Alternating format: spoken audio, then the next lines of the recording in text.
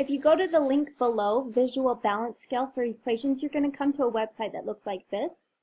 I've already set this equation up that's up at the top of the screen, and there was two x's, so I just clicked the box with x. Notice it was positive x, not the negative x's.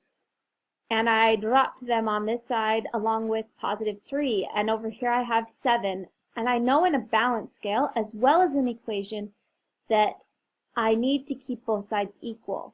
So if I take a weight off one side, I would need to take it off the other.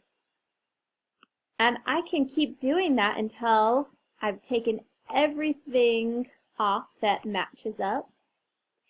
And now, if we see here, I have two x's, or two numbers I don't know the value of, equal to 4. So each of these x's must be 2, so that I have a total of 4 balanced out. Or the x value up here is 4. What we really, the x value is 2, so that it totals the 4. So what we really did was we minus the 3 and got rid of those, and we had to take them off each side. And then here, because there's 4, I divided that into 2 so that I knew what each x value was worth.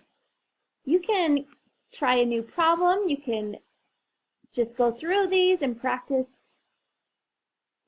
setting up the equations and trying different things with these tools that you have to use. I think these balloons are pretty awesome because they act as, they don't weigh it down, they're actually lifting it up. So you want to think about, what is that going to do to the equation, or how would I get rid of those? So in this case, again, just like the last one, you could take, if I get rid of a -1 there, I got to get rid of 1 there, and so on. So you could keep going, taking them off of each side. And now I have everything balanced with 0. And so if the balloons lift it up, to balance it out, you want to weigh the other side down. So if I put one here, I can take one of those off. Notice that the negatives lifted up, so I dropped a positive on the other side, and I can take those off. So it's kind of fun to play around with. And what we actually did to the equation was we added 5. If you do -3 plus 5, you end up with a +2 over here. And we have two x's, therefore the value of each x must be 1.